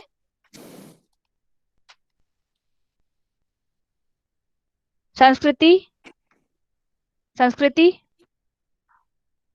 आप हैं अभी क्लास में? Yes ma'am. हाँ संस्कृति, आप आप बताओ। एक्सप्लेन करेंगे कि आपने सी के बोला? Yes okay. मैम, क्योंकि जब हम इनर ज्वाइन कर रहे हैं तो फिर हम्म जब हमारा जो वर्चुअल टेबल बनकर आएगा वहां पे हम्म, एक तो जो C1 डॉट कलर होगा वो तो रेड होना ही चाहिए, और ठीक है। इसलिए हम ऑप्शन नंबर 3 यूज कर रहे हैं। और हम्म फर्स्ट ऑप्शन इसलिए कर रहे हैं कि जब हम मैचिंग करेंगे तो P1 वाला जो टेबल होगा उसका हम्म, कलर भी रेड होना चाहिए। ओके। उसके लिए तो सेकंड ऑप्शन में भी रेड कलर आ रहा है, सेकंड में भी तो रेड आ रहा है, colour equals to red. Ma'am but वो पर्टिकुलरली P1 का तो नहीं कह रहा ना। चलो, anyways let's see the answers. A होगा, A. So the correct answer is only 1 and 2। ठीक है। अब लेट्स सी द एक्सप्लेनेशन के why the answer is only 1 and 2। जिसने 1 बोला है, आप दोनों ने, अंजलि ने और पहले क्या नाम था स्टूडेंट का, मैं भूल गया। क्या नाम था स्टूडेंट का मैम, अंजलि से पहले? सर अंजलि से पहले संस्कृति आई थिंक। ओके, चलो, जो भी स्टूडेंट का नाम था, आपने करेक्ट ऑप्शन दिया 1। बिल्कुल एब्सोल्युटली करेक्ट। अब देखो क्या हो रहा है फर्स्ट ऑप्शन में। हमें क्या करना है, क्वेश्चन ये बोल रहा है कि 3 टेबल है, सप्लायर, पार्ट्स और catalog, and the following queries try to fetch the supplier ID of those suppliers who are supplying red parts, identify the correct ones. ठीक है। The following queries try to fetch the supplier ID of those suppliers who are supplying red parts. तो हमें क्या करना है, catalogue. अब देखो पहली चीज सप्लायर आईडी, ठीक है, किसके साथ इन्होंने किया है, कैटलॉग के साथ. तो कैटलॉग के साथ ही होगा क्योंकि मुझे सप्लायर आईडी भी चाहिए और मुझे कलर भी चाहिए. ठीक है. Now see, select c1 dot supplier id from catalog c1 inner join parts p1 on c1 dot part id equal to p1 dot id. ये पूरा का पूरा inner join satisfactory condition follow कर रहा है. Where p1 dot color equal to red, that means this query will fetch the all those supplier id who are supplying red part. बिल्कुल absolutely correct. अब हम थर्ड की तरफ बढ़ते हैं. अब देखो थर्ड क्या कह रहा है, select c1 dot supplier ID from catalogue c1 inner join catalogue c2 on c1 dot supplier ID equal to c2 dot supplier ID. यहां देखो आप, c1 dot supplier ID equal to c2 dot supplier ID. Is this correct? No. हमें क्या करना है, we are going to fetch all दो supplier ID who are supplying red parts, who are supplying red parts. That mean supplier ID करके equal मुझे कुछ मिलना ही नहीं है, मुझे तो रेड पार्ट्स फाइंड आउट करने बाय यूजिंग सप्लायर आईडी. इस कंडीशन में हम रेड फैच नहीं कर सकते, तो थर्ड ऑप्शन तो मेरा होगा नहीं. अब हम सेकंड ऑप्शन की बात करते हैं. यस, सेकंड ऑप्शन क्या बोला है, c1 dot supplier ID from catalogue c1 inner join select part ID from part where colour equal to red. That means ये वाला जो पार्ट है ये भी एग्जैक्टली क्या कर रहा है, इनर क्वेरी की तरह काम कर रहा है. It is also acting like a inner query and which will give me the same result as my query number 1. So that is why we are saying option A is correct, that is only 1 and 2. That means जब आप इसको solve करोगे, इसको और इसको solve करोगे कुछ dummy values लेके, you will get the same result. इसमें क्या हो रहा है, select c1 dot supplier ID from catalogue c1. जो c1 टेबल है उसके साथ इनर ज्वाइन क्या होगा, एक पार्ट सेलेक्ट करके select part ID from part where colour is equal to red. That means ये वाला पार्ट सेलेक्ट करने के बाद एक टेबल बनेगा, उसके साथ इसका इनर ज्वाइन होगा और इन दोनों की जो वर्चुअल टेबल आएगी उसके इक्विवेलेंट p1 के साथ हम ये कंडीशन चेक करेंगे. अभी सबको समझ में आ गया? स्टूडेंट्स क्लियर है? क्लियर है कहाँ मिस्टेक हुई है? तभी इंपॉर्टेंट होता है क्वेश्चन को अटेम्प्ट करना, ताकि आपको पता चले कि आप कहाँ मिस्टेक कर रहे हैं. क्लियर है? किसी को किसी भी तरीके का डाउट है तो यही पूछ लीजिए, आगे से ये वाली सर? मिस्टेक नहीं होनी चाहिए. हाँ जी बेटा. सर यहाँ पे C2 कैटलॉग टेबल तो बनेगा ही नहीं ना कहाँ पे बेटा? सर? थर्ड ऑप्शन में C2 जो है सर, ये टेबल कहाँ से आ रही है? कौन सी table? c1 inner join catalogue c2. हाँ तो टेबल तो सर. बन ही सकती है ना, टेबल में तो कोई प्रॉब्लम नहीं है. हम कैटलॉग c1 का इनर ज्वाइन कर रहे हैं c2 के साथ, मतलब सेम टेबल यूज कर रहे हैं कैटलॉग और उसको दोबारा से नाम दे रहे हैं c2. कर सकता हूं मैं यहाँ ये भी लिख सकता हूँ, अगर let's suppose for explanation left join catalogue c3. मैं कितनी बार भी उसको एलाइज कर सकता हूँ, वो तो मेरे हाथ में है ना. अब देखो जो c1 का रिजल्ट आएगा वो c2 के साथ, c2 भी टेबल में कंटेंट तो सेम ही रहेगा ना, लेकिन उसको मैं किसी भी नाम के साथ यूज कर सकता हूँ, 50 बार भी यूज कर सकता हूँ. ठीक है. आयुष अग्रवाल ने कहा है सर सेकंड क्वेरी रिपीट कर दीजिए एक बार. सेकंड क्वेरी ठीक है, हाँ इसको जी. क्लियर कर लेते. देखो सेकंड क्वेरी कुछ नहीं है, second query exactly query number 1 है, पर बस उसमें हमने क्या करा है, एक नई तरीके से इसको लिख के दिखा दिया आपको. कुछ नहीं है, कैटलॉग c1 इनर ज्वाइन होना क्या चाहिए था आपके अकॉर्डिंग. इसको एक मिनट में दोबारा लिखता हूं, कैटलॉग c1 इनर ज्वाइन. अब बेटा ध्यान से देख लो जिसको नहीं समझ में आया, इनर ज्वाइन यहाँ पर n आएगा. ठीक है. इनर ज्वाइन होना तो यहाँ टेबल चाहिए था, होना तो क्या चाहिए था यहाँ टेबल, लेकिन टेबल निकालने के लिए मैंने एक और क्वेरी लिख दी यहाँ पे, जिसको एलाइज करके मैंने बोल दिया p1. और उस टेबल को निकालने का क्या तरीका बताया, select part ID from parts where colour is equal to red. That means यहाँ पर कौन सी टेबल आएगी, पार्ट टेबल में से, ये सपोज पार्ट टेबल है, पार्ट्स, हमें क्या करना है, पार्ट आईडी सेलेक्ट करना है, पार्ट आईडी. तो इसमें ये वाला कॉलम तो होगा ही नहीं, पार्ट आईडी सेलेक्ट करना है जहां पर कलर क्या होना चाहिए, रेड होना चाहिए. दैट मींस ऐसी कोई टेबल बनेगी जहां पर सिर्फ पार्ट आईडी आएंगी, कलर रेड होना चाहिए, तो उसको मैंने कर दिया p1. अब इसकी और इसकी जो वर्चुअल टेबल आएगी उस पे हमें चेक करना है c1 dot part ID equal to p1 dot part ID. अभी समझ में आ गया बेटा? रोहन जल्दी बताओ. समझ में आ गया स्टूडेंट्स?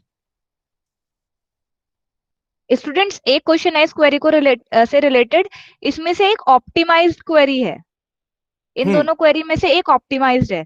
तो आप क्या आइडेंटिफाई कर पा रहे हैं कि फर्स्ट ऑप्टिमाइजेशन क्वेरी है कि सेकंड वाली ऑप्टिमाइज कर रही है? ऑप्टिमाइजेशन का मतलब है जिसमें कार्टेशियन प्रोडक्ट कम से कम हो रहा है, कम से कम कार्टेशियन। ओके, रिप्लाईज आने स्टार्ट हो गए हैं। सौम्या, सबने सेकंड का, वेरी गुड वेरी गुड। लग ही नहीं रहा है कि आप लोग पहली बार एसक्यूएल पढ़ रहे हैं। Very good students. मेहनत करोगे तो बहुत इजीली आप लोग इन्फिटी को एक एग्जाम क्लियर करोगे। मैं तो चाहता हूँ कि ईसीएन के सारे बच्चे इन्फोसिस में जाएं, बहुत अच्छी ऑर्गेनाइजेशन है, बहुत बढ़िया। ठीक है, चलो anyways let's move to the next topic, aggregate functions. ठीक है, एग्रीगेट फंक्शंस भी बहुत इंपॉर्टेंट हैं हमारे। सर, हाँ जी, इसे मूव करने से पहले अटेंडेंस ले लें 2 मिनट। हाँ श्योर मैम, कोई इशू नहीं है। स्टूडेंट्स फटाफट टाइप कीजिए अपना यूनिवर्सिटी रोल नंबर, बीच में कुछ भी टाइप मत कीजिएगा।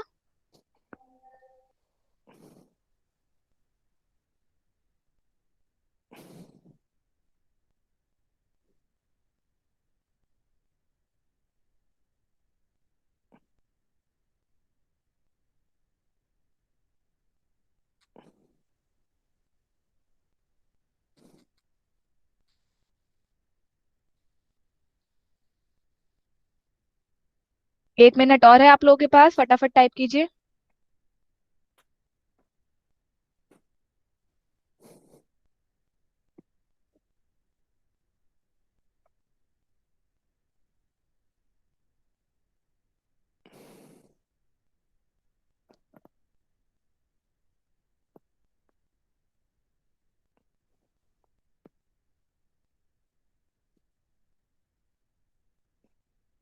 और ये कुछ स्टूडेंट्स जाने लगे हैं अटेंडेंस देने के बाद।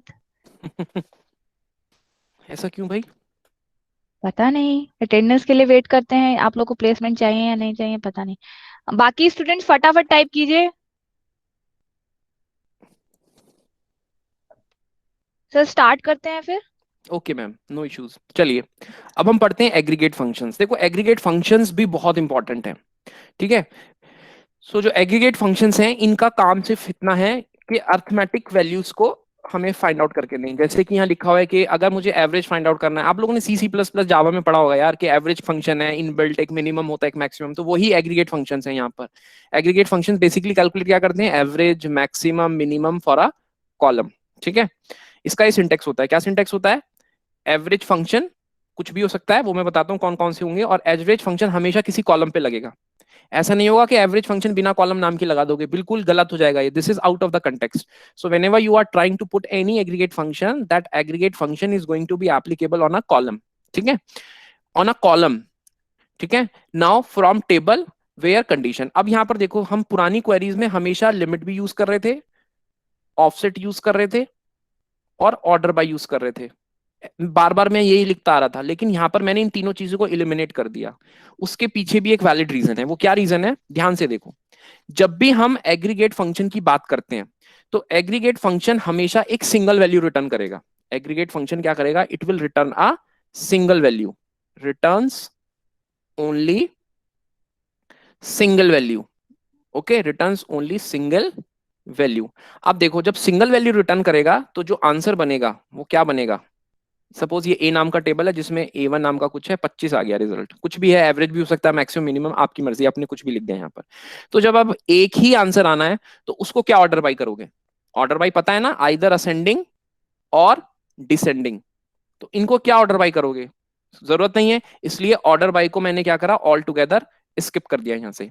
अब लिमिट और ऑफसेट की बात करते हैं। लिमिट क्या होता है, कितने नंबर ऑफ रोज आपको निकालनी है, ऑफसेट कितनी छोड़नी है, यही तो बोला था। अब इसमें क्या छोड़ोगे, इसमें क्या छोड़ोगे और क्या पिक करोगे, इसलिए लिमिट और ऑफसेट भी क्या है, all together we have dropped it. इसका रीजन सिर्फ इतना ही कि हमारी जो क्वेरी है उसकी जो एफिशिएंसी वो थोड़ी इंक्रीज हो जाए, इसलिए हमने ऑर्डर बाय लिमिट और ऑफसेट को हटा दिया। और ये बहुत सेंसिबल चीज है, इंटरव्यू में कभी कभी पूछ लेते हैं क्या एग्रीगेट फंक्शन के साथ ऑर्डर बाय लगाना चाहिए, अगर लगाना चाहिए तो क्यों लगाना चाहिए, अगर नहीं लगाना चाहिए तो क्यों नहीं लगाना चाहिए। तो हम कह रहे हैं कि लगाओ या मत लगाओ, कोई फर्क तो पड़ना नहीं है, इसलिए लगाने की जरूरत ही क्या है, क्यों नंबर ऑफ स्टेप्स बढ़ाने हैं। So this is the main reason कि why we are not putting order by limit and offset. यहां तक समझ में आ गया तो जल्दी से बताओ मुझे। स्टूडेंट्स क्लियर है? बहुत इंपॉर्टेंट पॉइंट सर ने बताया है। क्लियर है, रीजन समझ में आ गया है? यस सर, क्लियर है सर। ठीक है, सो इसका एक्सप्लेनेशन देख लेते हैं। The above statement will apply the average functions over the column title column name and will return a single value. So ये 5 एग्रीगेट फंक्शन हैं जो आपके एसक्यूएल में हैं। एक तो होता है काउंट, स्टार का मतलब आपको सबको पता ही है, काउंट स्टार मतलब सबके सब काउंट कर लेना, count the number of rose in the group. Minimum column, minimum, पूरे कॉलम में से कोई मिनिमम वैल्यू फाइंड आउट करनी है, पूरे कॉलम में से कोई मैक्सिमम फाइंड आउट करना है, पूरे कॉलम में का एवरेज निकालना है, या पूरे कॉलम का सम निकालना है. So these are the 5 inbuilt functions which are known as aggregate function in my SQL. समझ आ गया यहां तक? आगे बढ़े. Shall we move to the next part? Students आगे मूव करें. यहाँ तक क्लियर है सबको? फटाफट बताइए. रिप्लाईज नहीं आ रहे. यस सर, क्लियर है सर. चलो, solve this question.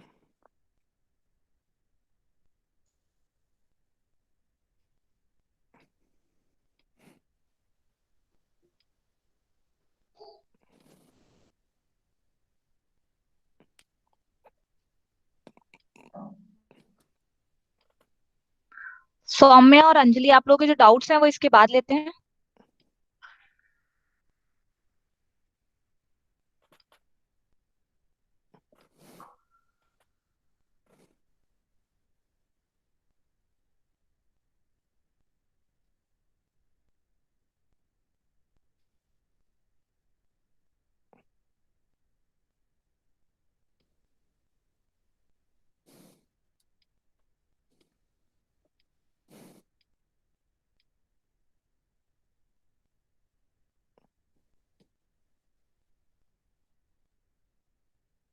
अभी तक रिप्लाई नहीं आया सर.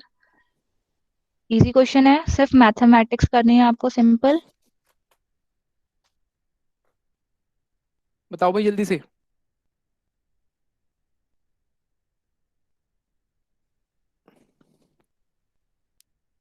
आया कोई आंसर मैम? सर आयुष का ऑप्शन नंबर डी आया है फर्स्ट आंसर. सिर्फ अभी हम्म. आयुष ने ही दिया है. बाकी स्टूडेंट्स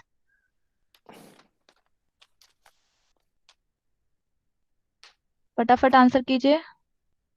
इतना टाइम तो नहीं लगना चाहिए. अब आपको सब चीजें तो क्लियर है, उसके बाद भी आप लोग टाइम ये लगा तो रहे हैं. बस मैथमेटिक्स है.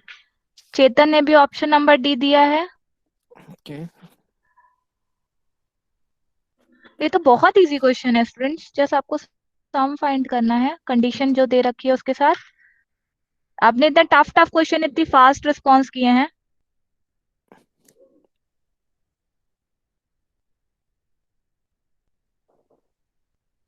बताइए स्टूडेंट्स. अच्छा, बच्चे थक गए, चेतन ने बोला है. थक बच्चे गए? थक गए, चेतन को पता है सब. हाँ 3 थक क्वेश्चन गए में लोग थक गए पढ़ते पढ़ते. सर डी ही भाई. ज्यादातर रिस्पॉन्सेज आ रहे हैं. बाकी सारे स्टूडेंट्स ऑप्शन नंबर डी ही चूज कर रहे हैं. चलो let's see. The correct answer is option number D. पहली चीज तो ये चेतन कि आप हाँ अपने सारे फ्रेंड्स को बोल दो गुड. कि अभी 2 तारीख तक तो बिल्कुल ना थकें. अगर जितना भी थकना है वो 2 तारीख के हाँ. बाद थकना, क्योंकि असल में थकान अगर हो रही है और वो 2 तारीख के बाद आए तो ज्यादा अच्छा है, क्योंकि रिजल्ट पॉजिटिव आ जाएगा. उससे पहले थकान करोगे तो अपना ही नुकसान कर लेंगे सारे बच्चे. चलो ठीक है. Anyways the correct answer is बिल्कुल डी. सही. ठीक है, अब इसका एक्सप्लेनेशन मैं जल्दी हम्म. जल्दी बता देता हूँ. ठीक है, सो let's see the answer. D सबको समझ में आ गया? कैसे आया? नहीं आया तो मैं बता देता हूँ. सिंपल सी क्वेरी में पूछा गया है कि select sum q और d from p cross join where p dot c equal to is greater than or equal to 80. तो सबसे पहले p में आ जाए. p क्या बोल रहा है? from क्या बोल रहा है? from बोल रहा है कि p और q का क्रॉस प्रोडक्ट. क्रॉस प्रोडक्ट मतलब कार्टेशियन. 11 12 80 31 12 13 23. ठीक है. 11 12 80 31 31 16 14. 11 12 80 31 15 12 19. Similarly 41 23 92 15 12 13 23. Then 41 23 92 15 31 16 14. उसके बाद 41 23 92 15 31 सॉरी 15 12 19. उसके बाद 12 16 67 29 12 13 एंड 23. 2 टपल्स हैं, आप लोग कंप्लीट कर लेना. कंडीशन क्या है? Where p dot c is greater than और इक्वल टू 80. तो दैट मीन्स ये क्या होगा? ये होगा a, ये होगा b, ये होगा c, ये होगा d, e, सॉरी d, इसका भी नाम d है, e एंड एफ।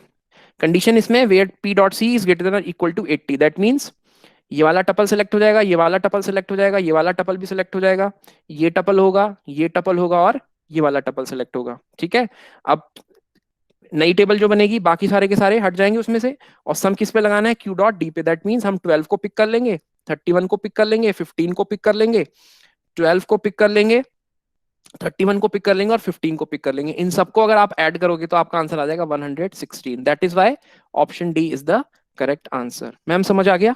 जल्दी से पूछ लीजिए सबसे। स्टूडेंट समझ में आ गया?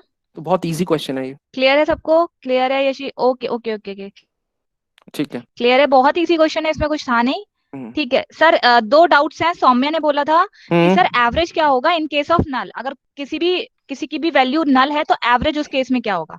पहले ये क्वेरी रिजॉल्व करते हैं देखो सौम्या की, देखो मेरी बात देन सुनो। दूसरी क्वेरी लेंगे। सौम्या सौम्या, अगर ये चीज हमेशा ध्यान से चलो कि जो एग्रीगेट फंक्शन होते हैं, जो एग्रीगेट फंक्शन होते हैं, सिर्फ काउंट को अगर छोड़ दो, अगर सिर्फ आप काउंट को छोड़ दोगे, बाकी सब नल को इग्नोर कर देते हैं। ठीक है, समझ आया मैम? सौम्या क्लियर है? सौम्या ओके ओके सिर्फ क्लियर है। ठीक है सर, एक और है डाउट, वो मुझे अंजलि का है। नहीं, मैं एक बार और हेलो? क्लियर कर देता हूँ। जितने भी एग्रीगेट फंक्शंस हैं, हाँ। जितने भी एग्रीगेट फंक्शंस हैं, सारे बच्चों को मैं बार बार बोलने की कोशिश करूंगा। इस स्वामी ने बहुत अच्छा क्वेश्चन पूछा है, बहुत टेक्निकल क्वेश्चन है। जितने भी एग्रीगेट फंक्शंस हैं उनमें से सिर्फ काउंट को बाहर कर दो, बाकी कोई भी नल को कंसीडर नहीं करेगा। ठीक है, सिर्फ काउंट एक ऐसा है जो नल को काउंट करेगा, अदरवाइज वो किसी सारे, चाहे वो एवरेज है, चाहे मैक्सिमम, चाहे मिनिमम, सब नल को इग्नोर कर देंगे। हाँ जी मैम, दूसरा क्वेश्चन पूछिए। हाँ, तो अंजलि पाल का क्वेश्चन है सेकंड। हम्म, सर मुझे क्वेश्चन में थोड़ा सा डाउट है, क्योंकि आई थिंक इसका आंसर आप कर चुके हैं। If we have to find average of some tuples of a column, then we will apply limit of set. There is no Anjali, requirement, आपका ये डाउट था कि आप बता रहे थे। There is no requirement. मैंने अभी तो बोला है कि जितने भी एग्रीगेट फंक्शंस आप अप्लाई करोगे किसी भी कॉलम पे, वो सिर्फ एक सिंगल आंसर रिटर्न करेंगे। ऐसा तो नहीं है कि अगर आपने 4 कॉलम पे एवरेज लगा दिया और 10 कॉलम पे आपने सम लगा दिया, आप पूरे के पूरे कॉलम पे अप्लाई करोगे ना। तो जब पूरे के पूरे कॉलम पे अप्लाई करोगे तो डेफिनेशन एग्रीगेट फंक्शन की कहती है कि वो एक सिंगल आंसर रिटर्न करेगा। जब सिंगल आंसर रिटर्न करेगा तो ना लिमिट लगाने की जरूरत है, ना ही ऑर्डर बाय लगाने की जरूरत है। ठीक है अंजलि? क्लियर है? क्लियर है अंजलि? ओके सर, ओके चलो, सर, क्लियर है सर। जैसे सौम्य ने क्वेश्चन पूछा है, ऐसे अगर आप दिमाग को के सारी लॉकर्स को खोल के अगर सोचने की कोशिश करोगे टॉपिक को, तो आपको बहुत जल्दी समझ में आ जाएगी एसक्यूएल। चलो anyways, let's see the group aggregate functions. अभी ग्रुप एग्रीगेट फंक्शंस भी बहुत इंपॉर्टेंट हैं। देखिए, जो ग्रुप एग्रीगेट फंक्शंस हैं, इनका क्या मतलब है? इसमें लिखा है instead of applying the aggregate functions to an entire column, पूरे कॉलम पे अगर मैं एग्रीगेट फंक्शन ना लगाऊं तो we can apply the aggregate function to groups of data. ये भी एप्लीकेबल है। ये जरूरी नहीं है कि पूरे के पूरे कॉलम पे ही आप एग्रीगेट फंक्शन फिलअप करो, नहीं, इसकी जरूरत नहीं है। अगर आपको ग्रुप वाइज डेटा निकालना है और ग्रुप पे भी आपको अपना एग्रीगेट फंक्शन लगाना है, वो भी आप कर सकते हो। उसके लिए you have to use group by clause, and this is again very very important in my SQL. Group by clause is use to group the data for the set purpose. Simple सा एक simple सा answer है। आप ईसीईएन के बच्चे हो, आप ईसीईएन के बच्चों को मुझे क्या करना है, लड़कियों का एवरेज निकालना है, लड़कों का एवरेज निकालना है। तो अगर मैं आपकी क्लास का एवरेज निकालूंगा बिना ग्रुप बाय करे, तो मुझे क्या करना पड़ेगा, एक कॉलम में सबका नाम डालना पड़ेगा और पूरी क्लास का आंसर मेरे पास आएगा एवरेज। लेकिन अगर मैंने क्या बोला कि मुझे तो लड़कियों का एवरेज अलग चाहिए और लड़कों का एवरेज अलग चाहिए, तो मुझे क्या करना पड़ेगा, पहले ग्रुप बनाना पड़ेगा ना, बॉयज का ग्रुप अलग और गर्ल्स का ग्रुप अलग। जब मैं ग्रुप डिवाइड कर दूंगा, ग्रुप के बेसिस पे भी मैं फिर क्या कर सकता हूँ, एवरेज निकाल सकता हूँ। तो the similar process is applicable here. If you want to find और if you want to apply average और aggregate to a small group instead of flying to the entire column, then you can go with group by clause. Okay, इसका syntax क्या होता है? Syntax ये होता है, group by column name, that's it. ठीक है, group by column name, that's it. Okay, now अब हम इसको मैं दिखाता हूं आपको एग्जैक्टली कैसे वर्क करता है। प्लीज सारे लोग इन वाली स्लाइड्स को बहुत ध्यान से देखना, आपको समझ में आ जाएगा कि मैं क्या एक्सप्लेन करने की कोशिश कर रहा हूं। सपोज ये मेरी क्वेरी है, देख लो सारे लोग क्वेरी समझ आ गई? क्या है कि मुझे पी टेबल में से वो डेटा सेलेक्ट करना है जो लेस देन 50 हो या लेस देन 40 हो, और उनको ग्रुप करना है पी डॉट बी, और ऑफसेट ये है और सम ये निकालना है। इस टाइप का कुछ है। ठीक है, तो shall we proceed to the next slide, क्योंकि this slides are very very important. Okay, so let's see. हमने पहला पार्ट सेलेक्ट कर लिया फ्रॉम पी, ये मेरी टेबल है, कोई भी ज्वाइन यूज नहीं हो रहा तो यही मेरी वर्चुअल टेबल है, ठीक है। देयर इज नो ज्वाइन, यहां पर कोई ज्वाइन नहीं है तो ये मेरी वर्चुअल टेबल है। अब ये टेबल मेरी आ गई यहाँ पे, ये टेबल आ गई मेरी यहाँ पे। अब कंडीशन क्या है, कंडीशन है कि वो टपल सेलेक्ट करने हैं जिसमें p डॉट डी की वैल्यू 50 से कम होनी चाहिए और p डॉट c की वैल्यू 40 से कम होनी चाहिए। ये देखो, ये वर्चुअल टेबल आ गई। हमने इस वाली टेबल में से वो सारी वैल्यूज डिस्कार्ड कर दी जो इन कंडीशंस को सेटिस्फाइड नहीं कर रही हैं, तो वर्चुअल टेबल बन गई मेरी ये। यहां तक समझ आ रहा है? तो कौन कौन सी ए बी सी डी आ गए और इस वाली टेबल में से वो सारी वैल्यूज हटा दी जो कि 50 से छोटी हैं और 40 से छोटी हैं, ठीक है।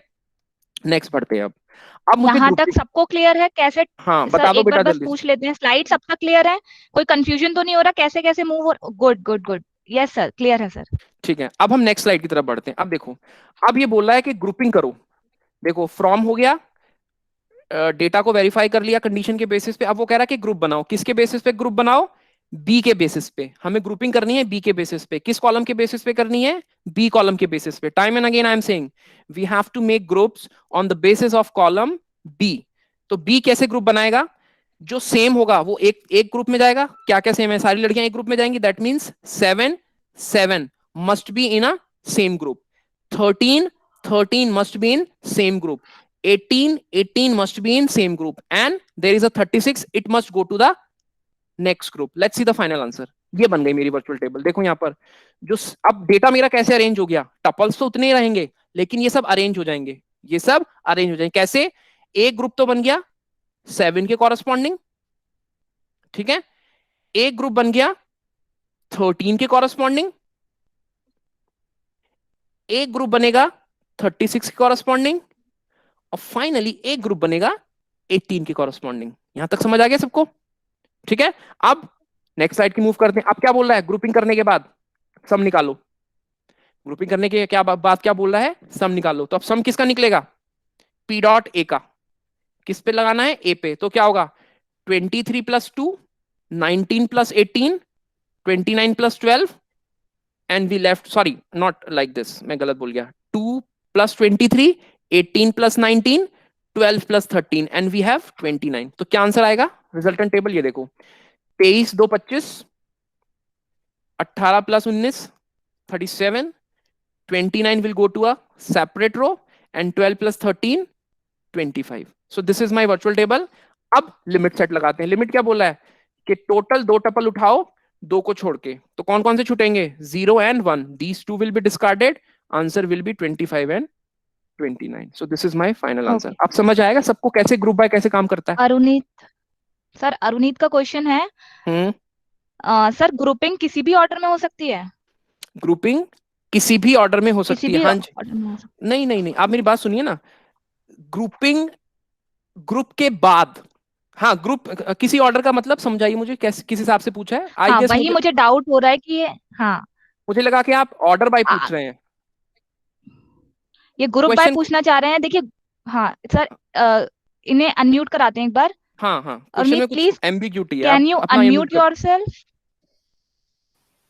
हेलो हाँ बोलो जल्दी। सर, ये जो आपने जब अभी ग्रुप बाय किया था सर, उसमें पहले 7 आया, फिर 36, फिर ऐसे लास्ट में 13 आया। तो वो असेंडिंग या डिसेंडिंग ऑर्डर में करना है? नहीं ऐसा नहीं कोई नहीं compulsory? नहीं, ऐसा कोई कंपल्सन, क्योंकि आप इसमें ऑर्डर बाय नहीं लगा रहे ना। Group by and order by both are separate things. Okay, ठीक है। ओके। देखो जब आप डिस्टिंग करते हो, डिस्टिंग में अगर आपके पास 4 टपल है, ठीक है, तो 4 टपल हैं, तो इसका क्या मतलब है कि वो कोई भी 4 टपल अगर कॉमन है तो कोई भी एक रिटर्न करते, तो ये आप आइडेंटिफाई नहीं कर पाओगे कि कौन सा टपल उसने पिक करके दिया। तो this is totally automatically right. Okay, okay. अगर ऑर्डर बाय है Clear तब है? तो वो स्पेसिफिक है, असेंडिंग और डिसेंडिंग। ग्रुप बाय में ऐसा कोई क्लॉज नहीं है, हम्म, सिर्फ वो ग्रुपिंग करके देगा। वो किस ऑर्डर में दे रहा है वो that is depend upon the interpreter. Clear है? ओके ओके, क्लियर है सर। ओके तो यहाँ तक किसी को कोई डाउट? फ्लो ऑफ एग्जीक्यूशन समझ में आ गया कि कैसे कैसे कैसे मूवमेंट हो रहा है, कहाँ कहाँ पहले जाना है? सबको क्लियर है? किसी okay, can we apply order by in group by? Saumya can ने बी अप्लाई। बोला है can we apply order by in group by? Saumya, पहली चीज ये कि एग्जीक्यूशन एक टॉपिक है, एग्जीक्यूशन ऑफ एसक्यूएल क्वेरी। ठीक है, अगर आपको वो एग्जीक्यूशन समझ में आ जाएगा तो आपको फिर ये क्लैरिटी आ जाएगी ठीक है। आप मैम अभी तो टाइम नहीं होगा मेरे पास, या अभी बता दूं मैं एग्जीक्यूशन? अभी कितना टाइम हुआ है? फ्लो ऑफ एग्जीक्यूशन सर अभी 12:10 हो रहे हैं। तो चलो मैं वैसे बता देता हूँ। देखो 5 ग्रुपिंग मिनट करने, बचे हैं सर। हाँ ग्रुपिंग करने के बाद जब आपका ग्रुप बाय हो गया, ये सब हो गया, ये सब हो गया, आपने सम निकाला, जो ऑर्डर बाय होगा वो हमेशा सबसे लास्ट में जाएगा। ऑर्डर बाय हमेशा सबसे लास्ट में जाएगा। सिंपल तरीके से देखो, अगर आपको असेंडिंग डिसेंडिंग करना है तो आपको रिजल्ट सेट पे लगाना है ना, आपको रिजल्ट सेट पे लगाना है। तो रिजल्ट सेट से पहले अगर आप ऑर्डर बाय लगाओगे तो कैसे काम चलेगा? तो यहाँ पर क्या हुआ, पहले फ्रॉम चला, फिर वेयर चला, फिर ग्रुप बाय चला, उसके बाद आपने सम निकाला, और सम निकालने के बाद फिर आप उसको ऑर्डर बाय करोगे। सम निकालने के बाद उसको ऑर्डर बाय करोगे और लास्ट में सबसे ज्यादा लिमिट आप अप्लाई करोगे। आई होप आपको आपका आंसर मिल गया होगा जो आप पूछने की कोशिश कर रहे थे। ओके सर, सौम्य ने कहा ओके सर। आयुष कह रहे हैं sir answer can very in this case. अब वो कौन सा case Ayush, can you unmute? हाँ बताओ जल्दी से। आयुष फटाफट अनम्यूट कर लीजिए। हेलो। सर मैं हाँ बोलो बोलो। हेलो। हाँ बोलो। Yes sir. सर आपने ये बताया कि सर ग्रुप बाय करने का कोई सीक्वेंस नहीं है, तो इसमें सर हम 7 को पहले भी ले सकते हैं या 13 वाले ग्रुप को पहले ले सकते हैं, तो उसमें सर सम तो कैसे डिफरेंट आ जाएगा ना? कैसे चेंज हो जाएगा? आप इस पे मत जाओ ना। देखो अगर मैं लिख रहा हूँ सुनो मेरी बात, 25, 37, 25 और 29, और आपने सॉल्व किया मैनुअली और आपने लिख दिया इसको 29, 37, 25 एंड 25, तो ये आंसर भी तो सही है। गलत कहाँ बोला मैंने? तो सर वो अगर जैसे ऑप्शन आएंगे तो उसमें तो मतलब चेंज हो गया ना, सीक्वेंस तो अलग हो गया इनका। सीक्वेंस कैसे चेंज होगा? आप मुझे समझ आप सीक्वेंस पे मत जाइए, आप वैल्यूज को वेरीफाई कीजिए, वैल्यूज को वेरीफाई कीजिए। Yes sir, okay. सीक्वेंस नहीं होगा कोई भी, आप गलत पकड़ रहे हैं, फिर अपना डाउट क्लियर कीजिए। सीक्वेंस कुछ नहीं होगा, आपको ऑप्शंस वेरीफाई करने, आपको जहां आंसर में ये 4 ऑप्शन मिल गए आपके अकॉर्डिंग वही आंसर करेक्ट होगा। वो किस ऑर्डर में आ रहे दैट इज नॉट एप्लीकेबल। ऐसा नहीं होगा कि ये वाला आंसर भी आपको मिलेगा और ये वाला आंसर मिलेगा, फिर तो दोनों आंसर सेम हो गए। यस सर, वही पूछ रहा था।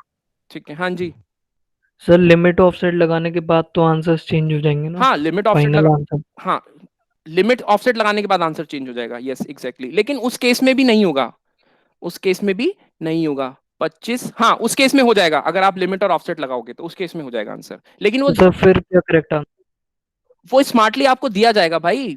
25, 26, 27, 29, अगर इस टाइप से आपका कोई आंसर है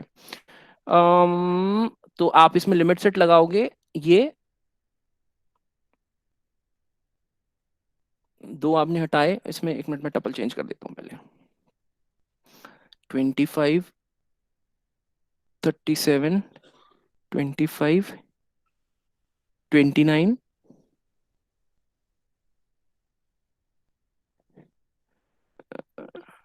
25, 37, 25, 29,